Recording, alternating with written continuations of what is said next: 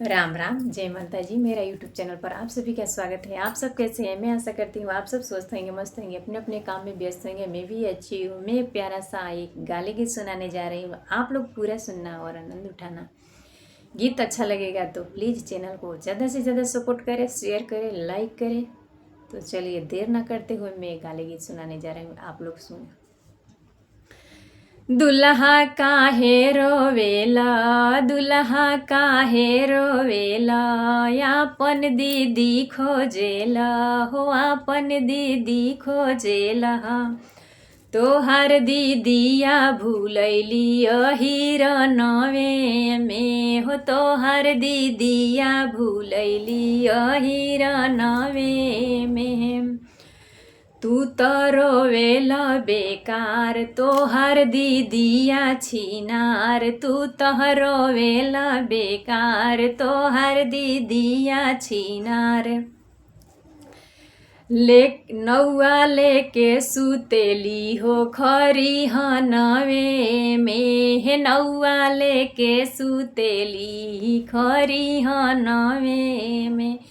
समधी काहे रोवेला आपन दीदिया खोजेला हो, समधी काहे रोवेला हे आपन दीदिया खोजेला। तोहार दीदिया भूलैली हिरनवे में हो, तोहार दीदिया भूलैली हिरनवे में। तू तो रोवेला बेकार, तोहर दीदिया छिनार, तू तो रोवेला बेकार, तोहर दीदिया छिनार। लेके सुतेली नौआ खरी हनवे में, लेके सुतेली नौआ खरी हनवे में। हो अगुआ काहे रोवेला, आपन दीदिया खोजेला हो, अगुआ काहे रोवेला, आपन दीदिया खोजेला।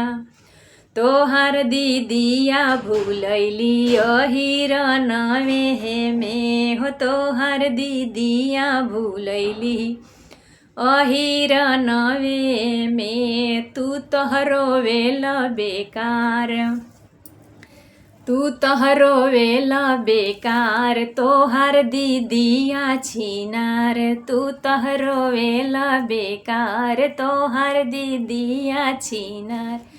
नौआ लेके सुतेली हो खरी हनवे में हो, नौआ लेके सुतेली हो खरी हनवे में।